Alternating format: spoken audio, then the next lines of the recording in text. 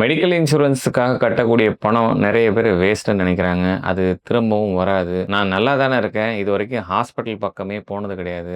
ட்ரீட்மெண்ட்டும் எதுவும் பெருசா எடுத்துக்கிட்டதும் கிடையாது. எங்க அப்பா, அம்மாவுக்கு எந்த ஹெல்த் இஷ்யூஸ் இல்ல. என் பசங்களுக்கு எந்த ஹெல்த் இஷ்யூஸ் கிடையாது. நான் கட்டக்கூடிய பிரீமியம் எனக்கு திரும்பவும் வராதுன்றதுனால நான் பாலிசியே எடுக்கலன்னு என்னோட ஃபாலோவர்ஸ் ஒருத்தர் சொல்லியிருந்தாரு. மெடிக்கல் இன்சூரன்ஸ் அப்படின்றது இன்னைக்கு பிரசன்ட்டா இருக்கக்கூடிய பிரச்சனைகளுக்கு ஹெல்த் இன்சூரன்ஸ் கிடையாது. ஃபியூச்சர்ல வரக்கூடிய ப்ராப்ளத்துக்கு தான் நம்ம இன்சூர் பண்றோம். நான் உங்களுக்கு கட்டக்கூடிய பிரீமியத்த நான் எஃப்டியாவோ ஒரு ஆர்டியாவோ போட்டிருந்தா, ஃபியூச்சர்ல எனக்கு அந்த பணத்த வச்சே நான் ட்ரீட்மெண்ட் பண்ணிக்க முடியும்னு என்ட்ட சொன்னாரு. பட் அவருக்கு நான் குடுத்த அட்வைஸ் என்னன்னா, அவரு கட்டக்கூடிய பிரீமியம் வந்து ஒரு தடவ பே பண்ணியிருந்தா கூட அடுத்த நாளே அவரால கிளைம் பண்ண முடியும். இதுக்கு ஒரு எக்ஸாம்பிள் அவரோட ஃபேமிலிக்கு ஒரு ரூ. 20,000 பிரீமியம் பே பண்ணார்னா, ரூ. 10,00,000 வரைக்கும் கவர் ஆகும். இந்த ரூ. 10,00,000 எக்ஸ்பென்சஸ்க்கு அவரு கட்டக்கூடியது வெறும் ₹20,000 தான். ஒருவேள பாலிசி எடுத்துட்டு அடுத்த மாசமே ₹10,00,000 வரைக்கும் அவருக்கு தேவைப்படுதுன்னா, அவரு யுட்டிலைஸ் பண்ண முடியும். பட் இந்த 20,000 வச்சுட்டு ₹10,00,000க்கான ட்ரீட்மெண்ட் ஹாஸ்பிட்டல்ல எடுக்க முடியாது. அதாவது பாயிண்ட் நம்பர் 1. ஒருவேள அவர் எஃப்டியோ, ஆர்டியோ ரூ. 20,000 பே பண்ணிட்டு ₹10,00,000க்கான ட்ரீட்மெண்ட் அவரால எடுத்துக்க முடியாது. மேக்ஸிமம் 20,000 வரைக்கும் தான் அவங்களால ட்ரீட்மெண்ட் எடுத்துக்க முடியும். 5, 6 வருஷம் பே பண்ணக்கான டோட்டல் காஸ்ட் ₹1,20,000 தான் இருக்கு. பட் அந்த நேரத்துல ஒரு கிரானிக் டிசீஸ் வந்துருது. இந்த கிரானிக் டிசீஸ்க்கு அவர் திரும்ப திரும்ப ஹாஸ்பிட்டலைசேஷன் பண்ண வேண்டிய சூழ்நிலை வருது. ஒரு ரூ. 4, 5 லட்சம் வரைக்கும் செலவு பண்ண வேண்டியது அப்படின்னா,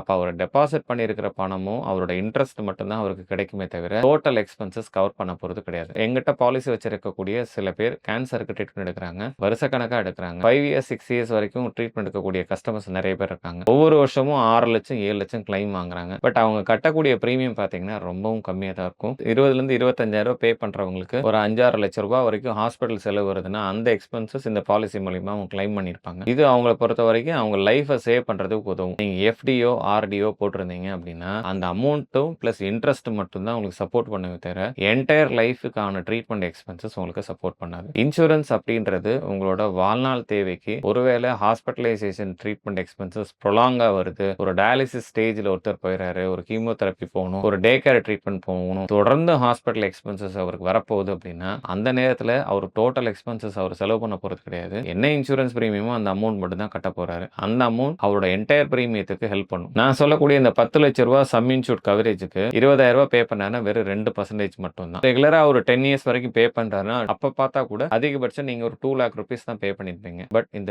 10 வருஷ காலத்துல நீங்க எதுவும் கிளைம் பண்ணாம இருந்தீங்கன்னா, அக்குமுலேஷன் போனஸஸ் இருக்கும். பிளஸ் பேசிக் கவரேஜஸ் இருக்கும். இது 2மே எதிர்காலத்துல உங்களுக்கு ஒரு பெரிய செலவு வரப்போகுது அப்படின்னா, அந்த செலவ இந்த பாலிசி மூலியமா நீங்க கிளைம் பண்ணிக்க முடியும். அன்னைக்கு இருக்கக்கூடிய அட்வான்ஸ் ட்ரீட்மெண்ட் உங்களோட லைஃப்ப சேவ் பண்றதுக்கு உதவும். நீங்க எஃப்டியோ, ஆர்டியோ வேற சேவிங்ஸ் பர்ப்பஸ்க்காக யூஸ் பண்ணிக்கோங்க. மெடிக்கல் எக்ஸ்பென்சஸ்க்காக நீங்க ஆர்டியோ, எஃப்டியோ போடாதீங்க. நீங்க ஹெல்த்தியா இருக்கீங்கன்னா மறக்காம உங்களையும், உங்க ஃபேமிலியும் மெடிக்கல் இன்சூரன்ஸ் எடுத்துக்கோங்க. பாலிசிஸ் பத்தின முக்கியமான விஷயங்கள் நீங்க தெரிஞ்சுக்கிறதுக்கு என்னோட சேனலை சப்ஸ்கிரைப் பண்ணிக்கோங்க. மறக்காம பெல் ஐகானை கிளிக் பண்ணிக்கோங்க. உங்கள் மருத்துவம் எங்கள் செலவில்.